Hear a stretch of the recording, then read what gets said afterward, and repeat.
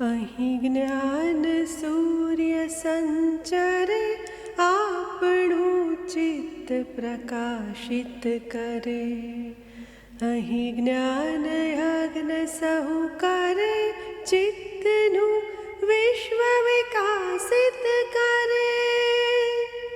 શબ્દ પ્રકાશે અર્થ ઉજાશે. શબ્દ પ્રકાશે અર્થ ઉજાશે. તર્ક મર્મના સહજ વિકાસે. જ્ઞાનામૃત નિર્ઝરે અર્ઘ્ય સૌ સત્યદેવને ધરે. ધન્ય ગુર્જરીની શુભ દ્રષ્ટિ વિશ્વકોશની એવી સૃષ્ટિ. તમસ તાપ સંહરે અંતરે સુખ સમજણનું ઠરે.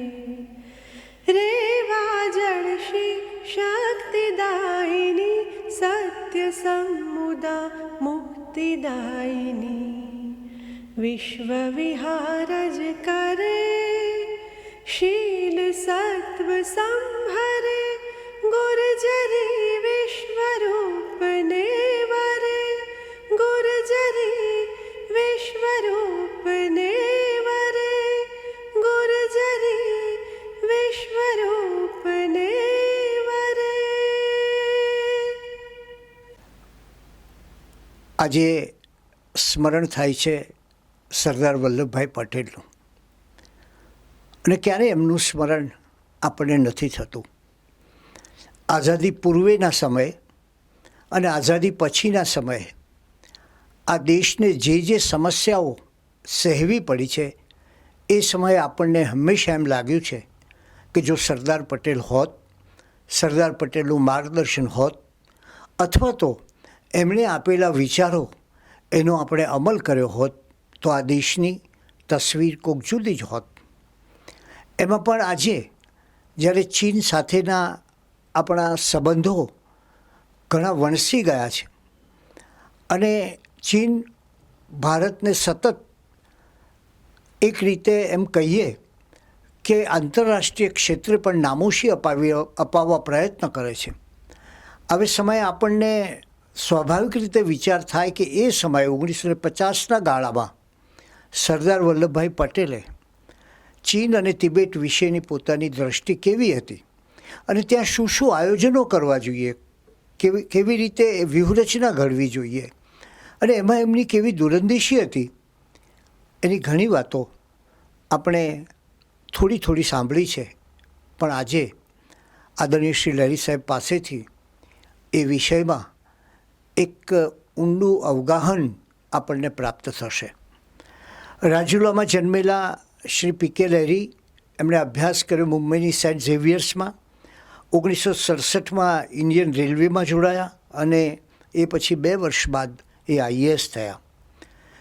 ગુજરાત સરકારના જુદા જુદા 5 મુખ્ય પ્રધાનોના સમયમાં એમણે ચીફ સેક્રેટરી તરીકે ખૂબ આગવી નિષ્ઠાથી અને ખૂબ કાર્યક્ષમતાથી કાર્ય કર્યું.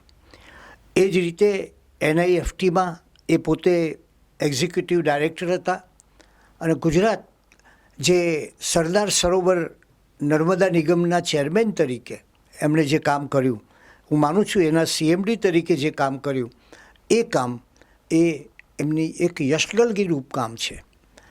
એમણે એ સમયે નર્મદા યોજના અંગે થતા વિરોધોનો ખૂબ મક્કમતાથી અને અભ્યાસપૂર્ણ રીતે સામનો કર્યો અને એને પરિણામે ગુજરાત આજે એમનું આભારી છે આ નર્મદા યોજનાને કારણે. એ પછી નિવૃત્તિ બાદ ઘણી ઊંચા સ્થાનોના પ્રલોભનો એમની પાસે આવ્યા. ઘણી ઊંચી જગાઓ, ઊંચા સ્થાનોએ એમની ક્ષમતાનો સૌને લાભ લેવાનો વિચાર થયો.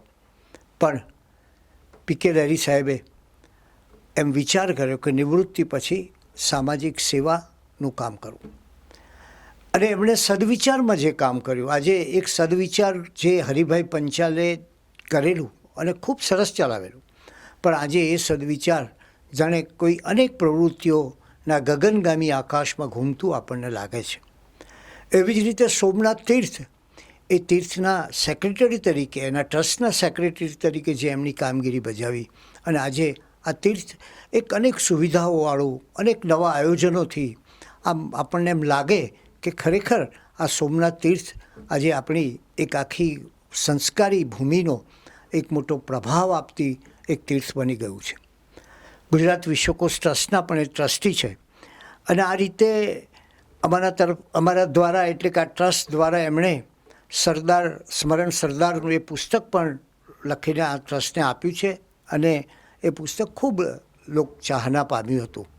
આવી વ્યક્તિ પ્રમાણમાં આપણા સમાજમાં બહુ વિરલ વ્યક્તિઓ આવી હોય છે, જેની પાસે દ્રષ્ટિ હોય, સૂઝ હોય, કાર્યક્ષમતા હોય.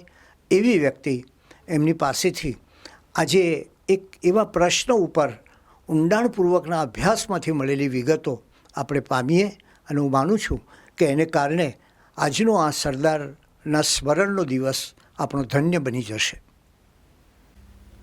ગુજરાત વિશ્વકોશ ટ્રસ્ટ આયોજિત શ્રી ભદ્રંકર વિદ્યાદીપક જ્ઞાન વિજ્ઞાન વ્યાખ્યાન શ્રેણી અંતર્ગત આજે પૂજ્ય સરદાર સાહેબની 146મી જન્મ જયંતિ નિમિત્તે એમના ચીન અને તિબેટ અંગેના અભિપ્રાયો શું હતા, એમની સલાહ શું હતી, એની વાત કરતાં પહેલાં આજે આપણે સૌ સરદારનું સ્મરણ કરીએ છીએ. આ દેશમાં જ્યારે સુશાસનમાં ઉણપ આવે છે, દેશની અખંડિતતા ઉપર જોખમ થાય છે, અથવા તો જ્યારે આપણા દેશની આઝાદી ઉપર કોઈની બુરી નજર લાગે છે, ત્યારે આપણને સૌથી પહેલું સ્મરણ સરદાર પટેલનું થાય છે. દેશની આઝાદી માટે અને દેશના એકીકરણ માટે એમણે જે પ્રચંડ પુરુષાર્થ કર્યો એ વિશ્વના ઇતિહાસમાં અજોડ છે, અને આજે આપણે એમની પુણ્ય સ્મૃતિને યાદ કરીને એમને કોટી કોટી વંદન કરીએ. ભારત અને ચીન એ બે આપણી પ્રાચીન સંસ્કૃતિઓ છે. આ સંસ્કૃતિઓનો વિકાસ હજારો વર્ષ પહેલાં થયો. આ સંસ્કૃતિઓ હેઠળ જ્ઞાન વિજ્ઞાનના અનેક સીમાડા આપણે ઓળંગીને અનેક આવિષ્કારો થયા. લગભગ 15મી સદી સુધી ભારત અને ચીન આ વિશ્વના અગ્રણી રાષ્ટ્રો હતા, અને બંનેની પાસે સારો એવો વૈભવ પણ હતો. આજે આપણે એના અવશેષો જોઈ શકીએ છીએ, એના ઇતિહાસમાં પુરાવાઓ જોઈ શકીએ છીએ, પરંતુ 15મી સદી બાદ ક્રમશઃ આ બંને રાષ્ટ્રો ગુલામીનો, જોહુકમીનો અને શોષણનો ભોગ બન્યા. તેના કારણે એક એવી પરિસ્થિતિ પેદા થઈ કે જ્યારે 15 ઓગસ્ટ 1947ના રોજ આપણા દેશને આઝાદી મળી, ત્યારે આ દેશમાં અનાજની તીવ્ર તંગી હતી, નિરક્ષરતા હતી, આયુષ્ય ટૂંકું હતું, અને પારાવાર મુશ્કેલીઓ હતી. વિજ્ઞાન અને અનેક ટેકનોલોજીના ક્ષેત્રે આપણે પછાત હતા. 1 ઓક્ટોબર 1948ના રોજ માઓ ત્સે તુંગે તિયાનમિન સ્ક્વેરમાં સામ્યવાદી સરકારની સ્થાપના કરી, ત્યારે પણ આ પરિસ્થિતિ હતી. 1911માં સુનિયાત સેન અને ત્યારબાદ ચિયાંગ કાઈ શેક દ્વારા જે ચીનનું ઘડતર કરવાનો પ્રયત્ન કરવામાં આવ્યો હતો, તેનાથી એક વિકૃત મૂડીવાદ ઊભો થયો હતો, અને જે રીતે પલ બકે એમની નોબેલ પ્રાઇઝ વિનિંગ નવલકથામાં ગૂઢ અર્થમાં લખ્યું તેમ, આ ચીન દુર્દશા એટલી બધી ભોગવતું હતું કે એની માનવીય યાતનાઓનો અંત નહોતો. આવી રીતે એશિયાના સૌથી વધારે વસ્તી ધરાવતા આ બે રાષ્ટ્રોનો ઉદય 1947 અને 1948માં થયો. આઝાદી આવી ત્યારે આપણે ત્યાં વડાપ્રધાન નહેરુ વિદેશી બાબતના નિષ્ણાત ગણાતા હતા. સરદાર સાહેબ પાસે ગૃહ ખાતું અને રાજ્યોના એકીકરણનું ખાતું હતું. એમણે પોતાનું કામ ખૂબ દક્ષતાથી કર્યું. જૂનાગઢ અને હૈદરાબાદમાં પોલીસ અને લશ્કરને મોકલીને એમણે પ્રજામત વિરુદ્ધ પાકિસ્તાન સાથે જોડાણ ઈચ્છતા અથવા તો સ્વતંત્ર રહેવા માગતા જૂનાગઢ અને હૈદરાબાદને ભારતના સંઘમાં ભેળવી આપ્યા. ત્યારબાદ સરદાર પટેલે સુશાસન માટે જે હજારોની સંખ્યામાં નહીં પણ કરોડોની સંખ્યામાં આવતા હિજરતીઓ, એમના પ્રશ્નો, એમના આરોગ્યના, રોજગારના, આવાસના, કાયદા અને સલામતીના આ તમામ પ્રશ્નોમાં સરદાર સાહેબે જે રીતે કામ કર્યું તેને કારણે નવી દિલ્હીમાં એમ કહેવાતું હતું કે આ સરદાર સાહેબનું એક અસલ પૂતળું પણ તમે ખુરશીમાં બેસાડી દો તો આ દેશમાં સુશાસન ચાલે, એવો કડક અને એવી શિસ્ત એમણે ભારત સરકારમાં આણી હતી. કમનસીબે એમનાથી નાની વયના અને આદર્શવાદમાં વધારે વિશ્વાસ ધરાવતા પંડિત જવાહરલાલ નહેરુને ગાંધીજીના આગ્રહથી વડાપ્રધાન બનાવવામાં આવ્યા ત્યારે એમણે વિદેશ ખાતું પોતાના પાસે રાખ્યું. પંડિત જવાહરલાલ નહેરુને સમગ્ર વિશ્વના ઇતિહાસનું જ્ઞાન હતું. એમનો વિદેશ પ્રવાસનો બહોળો અનુભવ હતો. દેશ પરદેશમાં અનેક શાસકો સાથે એમને અંગત ઓળખાણ હતી. પરંતુ એમનો જે આદર્શવાદ હતો એની પાછળ એક શાંતિના ફરિશ્તા થવાની એમની ખ્વાહિશ હતી.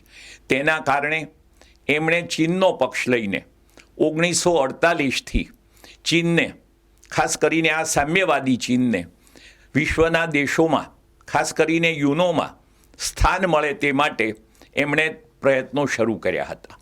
પરંતુ ચીન જે એક ખંધુ અને પોતાની રીતે કૂટનીતિમાં આગવી શૈલી ધરાવતું રાષ્ટ્ર હતું, એને આ નહેરુજીના પ્રયત્નો કેવા લાગ્યા. એમને એમ લાગ્યું કે ભારત આપણી વકીલાત એટલે કરે છે કે એ સામ્રાજ્યવાદનું પીઠું છે, એમની પોતાની કોઈ હેસિયત નથી. આવું બધું ચીનના વર્તમાનપત્રોએ લખ્યું અને આગેવાનો બોલ્યા હતા. પરંતુ આપણે હિન્દી ચીની ભાઈ ભાઈના એક એવા સંમોહમાં રહ્યા કે જેને કારણે આપણે વાસ્તવિકતા જોઈ ન શક્યા. અરે એક વખત તો એમના વડાપ્રધાન ચાવેનલાઈ દિલ્હીમાં આવ્યા અને પત્રકારોએ કંઈક આડાઅવળા સવાલો પૂછ્યા તો ચાવેનલાઈએ બહુ માર્મિક જવાબ આપ્યો કે ભાઈઓ, અમે શું બોલીએ તે ન જુઓ, અમે શું કરીએ છીએ તે સમજો. આજે એમણે વાત કરી તેના અનુસંધાને 1949માં ચીનમાં સામ્યવાદી શાસનની રચનાના એક જ વર્ષમાં તિબેટ ઉપર એમણે રીતસરનું આક્રમણ કર્યું. તિબેટ મૂળભૂત રીતે દલાઈ લામાના ધાર્મિક અને રાજકીય શાસન હેઠળ શાંતિથી જીવતો આ વિશ્વનો એક પ્રકારનો ઉચ્ચતમ પ્રદેશ હતો. એમની વિકટ આબોહવા, ખૂબ જ જેને આપણે બંજર કહી શકીએ એવી જમીન અને બરફ, પહાડો અને અનેક કારણોસર તિબેટનું જીવન ખૂબ સરળ, આજે જેમ સિક્કિમમાં છે તે રીતે, પરંતુ એનો સુખનો આંક ઊંચો હતો. લોકો આનંદથી એ જીવન જીવતા હતા અને પરંપરાગત જે બુદ્ધિઝમ ત્યાં પાંગર્યો તે યથાવત રહ્યો હતો. ચીને જ્યારે આ સાહસ કર્યું ત્યારે તેની નજર તિબેટના વિશાળ નદીઓના પાણી અને સરોવર ઉપર હતી, તિબેટમાંથી મળનારી ધાતુઓ ઉપર હતી અને પોતાની વસ્તી તો પૂર્વ ભાગમાં છે ત્યારે પશ્ચિમ છેડે પોતે વસ્તીને ફેરવી શકે એવી ભાવના સાથે એમણે તિબેટને પોતાનો ભાગ જાહેર કર્યો. આના કારણે એક એવી પરિસ્થિતિ સર્જાય કે આપણે તરત જાગીને પગલાં લેવા જોઈએ. તત્કાલીન સમયે ભારતના એલચી તરીકે જાણીતા રાજનીતિજ્ઞ કે.એમ. પાણીકર ભારતના એલચી તરીકે બેઇજિંગમાં ફરજ બજાવતા હતા. એમણે પંડિત નહેરુને પત્રો દ્વારા, ટેલિગ્રામ દ્વારા અને રૂબરૂ મળીને સમજાવ્યું કે આપણે ચીનની દોસ્તી કરીએ, સૌથી વિશાળ વસ્તી ધરાવતા બે રાષ્ટ્રો વચ્ચે મિત્રતા હોય તો એશિયાની સદી આવે અને આપણે આ વિશ્વમાં ખૂબ મહાન બની શકીએ. આ સમયે પાણીકરે શું કામ આમ કર્યું એ પ્રશ્ન ઘણાને મૂંઝવતો હતો. ખાસ કરીને વિદેશ વિભાગના મહાસચિવ ICSમાંથી આવેલા સર ગિરજાશંકર બાજપેયીને પાણીકરની આ વાત બિલકુલ રૂચિ નહોતી. એમણે પંડિત જવાહરલાલ નહેરુને વિદેશ પ્રધાન તરીકે અનેકવાર સમજાવ્યું કે નહેરુજી, સર, આપણે ચીન બાબતમાં સજાગ થવાની જરૂર છે. ચીનના ઈરાદાઓ સારા નથી, ચીનની નજર બુરી છે, આપણે જાગીએ. પરંતુ ગમે તે કારણે પંડિત નહેરુએ બાન્ડુંગ પરિષદ ઇન્ડોનેશિયામાં ભરાય ત્યારે બિન જોડાણવાદી નીતિનો પણ પ્રારંભ કર્યો અને જે કામ તિબેટમાં ચીન કરતું હતું તેટલું જ નહીં, પરંતુ એક સમયે કાશ્મીરનો ભાગ અને 1904માં બ્રિટન અને તિબેટ વચ્ચે થયેલા કરાર મુજબ જે અક્ષય ચીનનો ભાગ ભારતમાં હતો તે પણ ચીને ગુપચુપ કબજે કરી લીધો અને તેમાં રસ્તાઓ પણ બાંધી કાઢ્યા.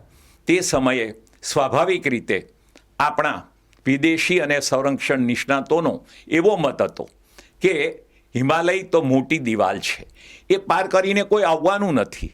એ સમયે આપણે એ વાત ભૂલી ગયા કે ટેકનોલોજી ખૂબ ઝડપથી બદલાઈ રહી છે. ન તો સમુદ્ર ન તો પર્વત. આજે કોઈ આડશ કામ આવતી નથી. આડશ એક જ કામ આવે છે, એ ટેકનોલોજીની. અને એ વાતનું જ્યારે આપણને વિસ્મરણ થયું તેને કારણે ચીન ઝડપથી આ પ્રદેશમાં પોતાની હકુમતની સ્થાપના કરી શક્યું.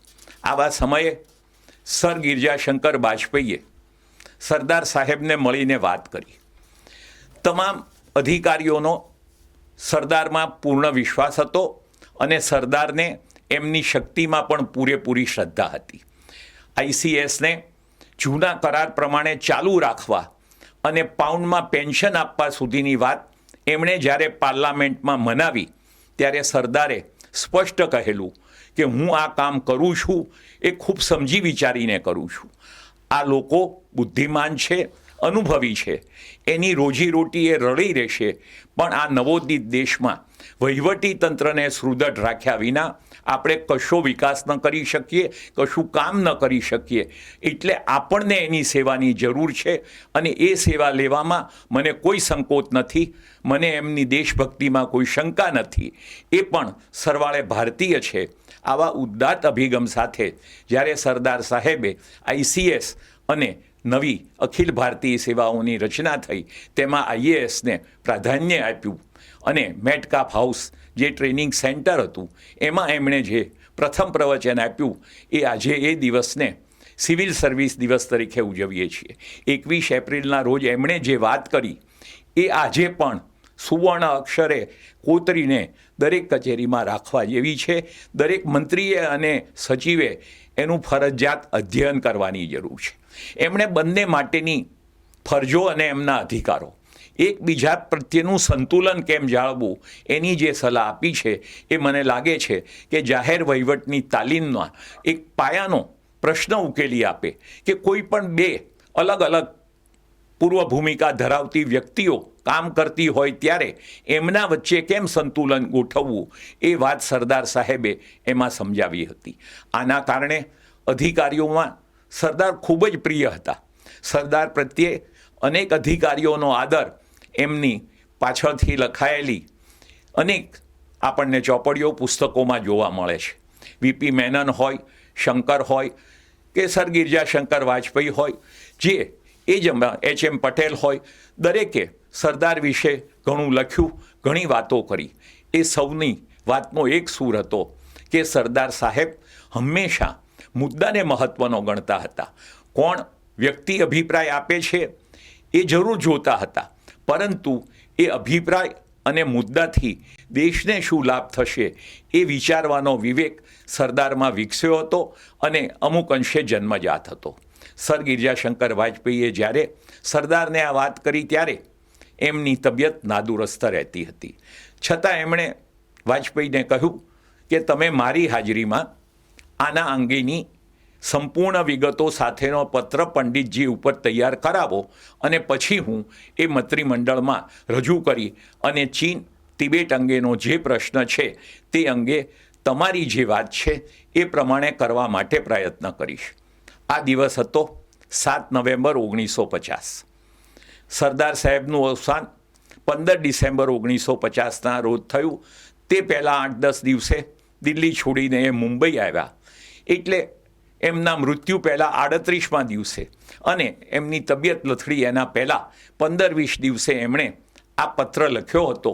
અને એ પત્રમાં એમણે જે મુદ્દાઓ પ્રસ્તુત કર્યા છે એનું જ્યારે આજે આપણે વાંચન કરીએ ત્યારે આપણને એમ થાય કે કાશ કોઈકે આ પત્રમાંના અડધા મુદ્દાનો પણ અમલ કર્યો હોત તો આ દેશની સંરક્ષણની નીતિ કેવી હોત, કેટલી અસરકારક હોત, અને આપણે આજે જે ચીનથી જે પડકારોનો સામનો કરી રહ્યા છીએ એને બદલે કદાચ આ સમગ્ર બાબત અલગ હોત. સરદાર સાહેબના 7મી નવેમ્બર 1950ના પત્રમાં સૌથી પ્રથમ વાત એમણે એ લખી કે આપણા એલચી દ્વારા જે માહિતી આપવામાં આવે છે, જે અભિપ્રાયો આપવામાં આવે છે, એ અભિપ્રાયો અને માહિતી સ્વીકારતા પહેલાં આપણે ચોકસાઈ કરવાની જરૂર છે. કારણ કે ચીન દ્વારા જે પ્રકારનું વર્તન અને વાણી વ્યવહાર થાય છે એ આપણા એલચી એને બચાવવાની કામગીરી કરે તે બરાબર નથી.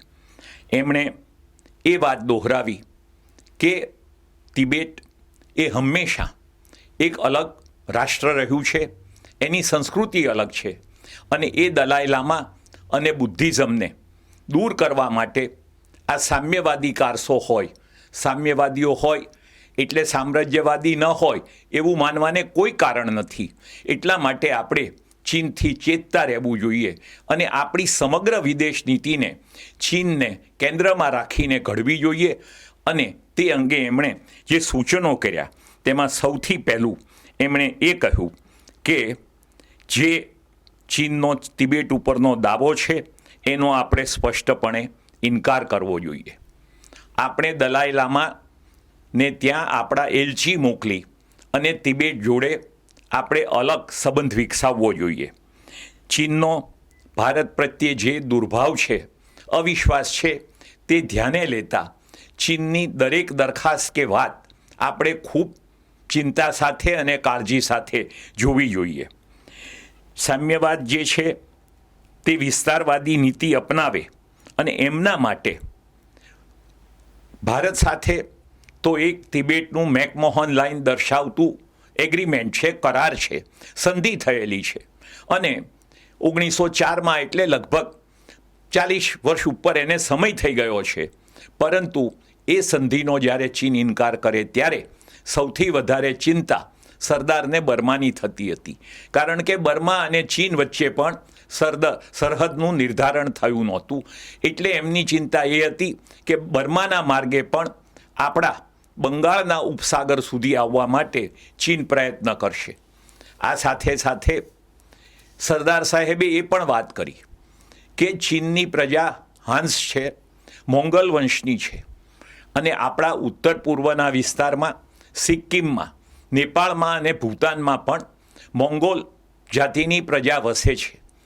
આ સરખી જાતિના ધોરણે પણ એમણે પોતાની 5 ફિંગર તરીકે 5 આંગળીઓ હિમાલયમાં એમની છે, જેમાં આ બધા રાષ્ટ્રોનો એમણે સમાવેશ કર્યો અને આસામના ઉત્તર પૂર્વ ભાગનો પણ સમાવેશ કર્યો. એ ચીનના કબજે હોવા જોઈએ.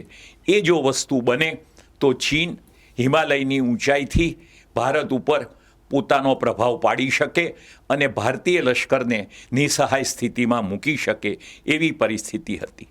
આ બાબત સરદારનું સ્પષ્ટ મંતવ્ય હતું કે આપણે સૌથી પ્રથમ તો દરેક વિસ્તારમાં જ્યાં વાહન વ્યવહાર એટલે એ જમાનાનો જે ખચ્ચર દ્વારા કે ચાલે છે એ, અને જે હિમાલયના ઘાટ છે, આપણે જેને અંગ્રેજીમાં પાસ કહીએ છીએ, એ તમામ પાસ ઉપર આપણે પૂરતો બંદોબસ્ત કરવો જોઈએ અને એ વેપાર વધારતા રહેવો જોઈએ, જેથી વસ્તીની હલચલ હોય તો કંઈ પણ આકસ્મિક બને તો આપણને પહેલાં ખબર પડે. બીજું કે આ વિસ્તારમાં આપણે સચોટ જાસૂસી તંત્ર ગોઠવવું જોઈએ અને એ જાસૂસી તંત્ર દ્વારા આપણી જ નહીં પણ તિબેટથી આગળના ચીનમાં શું બને છે એની માહિતી પણ આપણે મેળવવી જોઈએ. અને આજે જ્યારે આપણે વિચાર કરીએ કે સરદાર સાહેબ અને સર ગિરજાશંકર વાજપેયીએ ચીનના ઈરાદા વિશે કેટલું સમજ્યું હતું. એમણે એમ કહ્યું કે ચીનની જોડે બંગાળ, બિહાર અને ઉત્તર પ્રદેશની સીમાઓ તિબેટની જોડે લાગે છે. આ વિસ્તારોમાં ઇનડાયરેક્ટલી, પરોક્ષ રીતે નહીં પણ અપરોક્ષ રીતે ચીન ઉપદ્રવ કરવાનું છે, કારણ કે એને ભારત પ્રતિસ્પર્ધી લાગે છે. આજે આપણે ચીન જોડે મુક્ત વેપાર કરીએ છીએ. અબજો ડોલર ચીન આપણી પાસેથી કમાય છે, પરંતુ નિર્લજ્જ રીતે સરહદી બાબતમાં ભારતનું અપમાન કરવાની એક પણ તક જતી કરતું નથી. હવે આપણે જ્યારે અમેરિકા અને અન્ય રાષ્ટ્રોના સહયોગથી ચીન સામે એક સંતુલન ઊભું કરી રહ્યા છીએ, પરંતુ આપણે જ્યારે ઇતિહાસમાં પાછળ જોઈએ ત્યારે 1947માં આપણી આઝાદીના 15 વર્ષ બાદ ચીને જે આક્રમણ કર્યું તે પહેલાં 1959માં આપણે સરદાર સાહેબની આ સલાહને સ્વીકારી, દલાઈ લામાને રાજ્યાશ્રય આપ્યો અને આજે પણ તિબેટની સમાંતર સરકાર આપણે ત્યાંથી ચાલે છે, ચીનને ખૂંચે છે.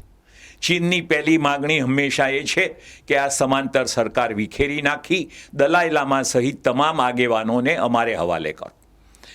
આપણું સદભાગ્ય છે કે ભારતે આજે તિબેટની ઓળખ અલગ રાખી છે અને તેમાં પણ ઇન્ડો તિબેટ ફોર્સ કે જેની રચના કરવા માટે સરદારે આ પત્રમાં સૂચવેલું, આજે માઉન્ટેન વોરફેરમાં, પર્વતીય યુદ્ધમાં આ ઇન્ડો તિબેટ પોલીસ ફોર્સ એ આજે સૌથી વધારે વિશ્વમાં અસરકારક મનાય છે. જેમ એક જમાનામાં ગુરખાઓની એક પ્રતિષ્ઠા હતી લશ્કરી તાકાત તરીકે, એવી પ્રતિષ્ઠા આજે ઇન્ડો તિબેટના ખામ્પા જાતિના લોકોની છે, જે ભારતીય લશ્કર સાથે એક ઇન્ડો તિબેટ પોલીસ ફોર્સ તરીકે, ITPF તરીકે સંકળાયેલા છે. ચક્રોતામાં એમની ખૂબ સરસ તાલીમ દ્વારા આપણે એ એક બળ વિકસાવ્યું છે, જેની વાત સરદારે 7 નવેમ્બર 1950ના રોજ કરી હતી. બીજો એમનો એ મુદ્દો હતો કે આ વિસ્તારમાં આપણે લોકોને આપણા પ્રત્યે વફાદાર રહેવા માટે પ્રોત્સાહન આપવું જોઈએ. એને આજે સ્પેશિયલ સર્વિસ બોર્ડ કહે છે, SSB.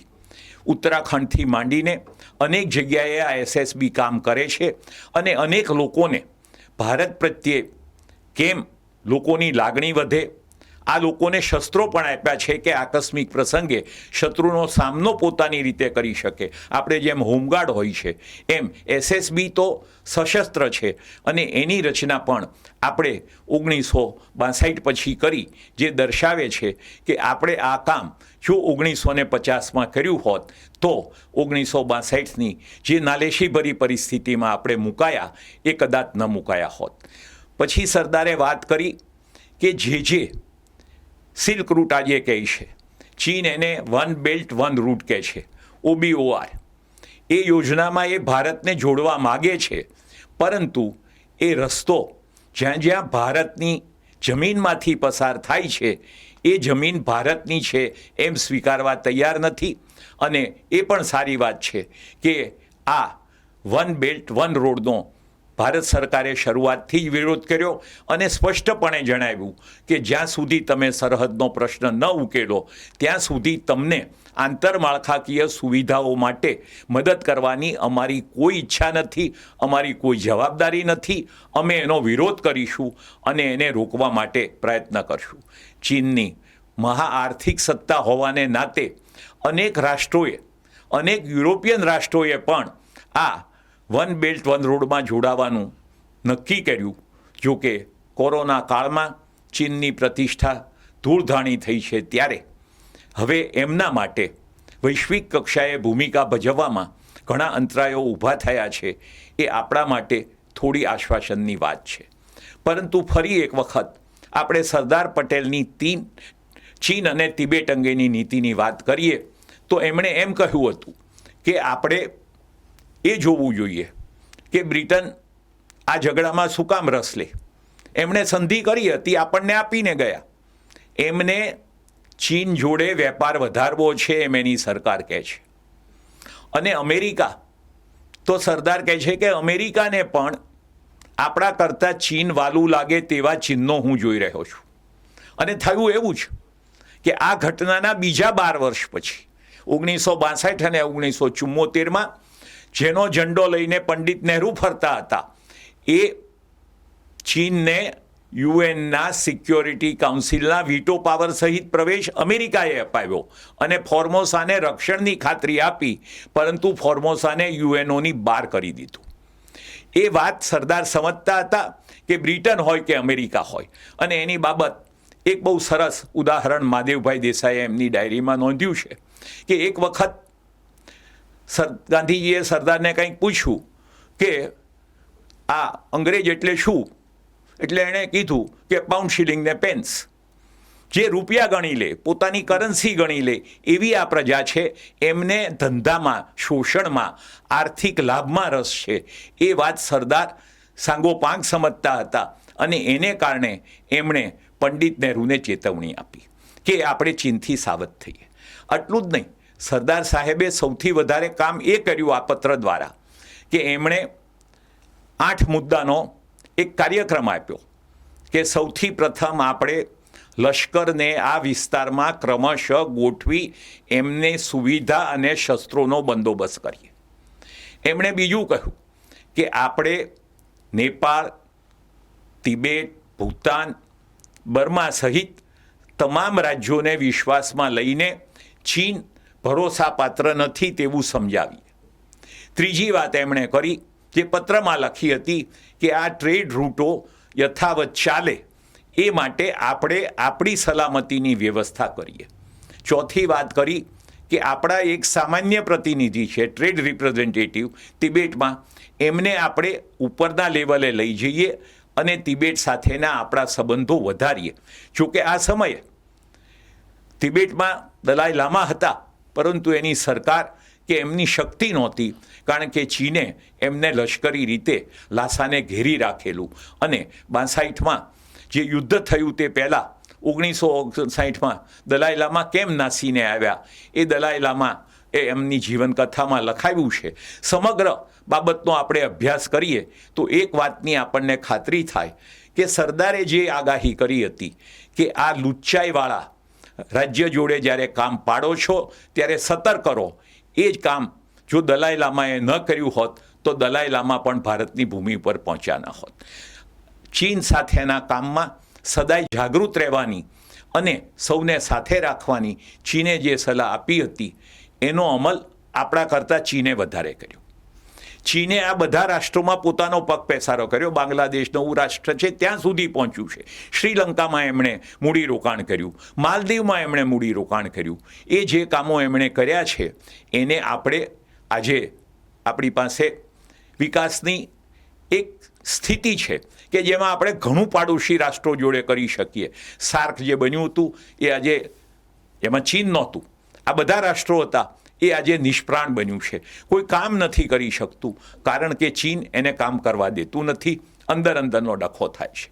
પાકિસ્તાને તો એમના જન્મ પહેલાંથી જે શત્રુભાવ સેવો છે એને કારણે આજે ચીન અને પાકિસ્તાનની ધરી કે જેમણે અમેરિકાને પણ લપેટમાં લઈને ચીનને મોસ્ટ ફેવર્ડ નેશનનો દરજ્જો અપાવ્યો અને ચીનના 1974માં જે આર્થિક માપદંડો હતા અને ભારતના આર્થિક માપદંડો હતા એ લગભગ સરખા હતા. એમાં આટલું મોટું પરિવર્તન જે આવ્યું છે એમાં યુરોપનો અને અમેરિકાનો સિંહ ફાળો છે. જો ચીનના માલને એટલી છૂટછાટ ન આપવામાં આવી હોત તો ચીન એટલું તાકાતવાર ન બન્યું હોત.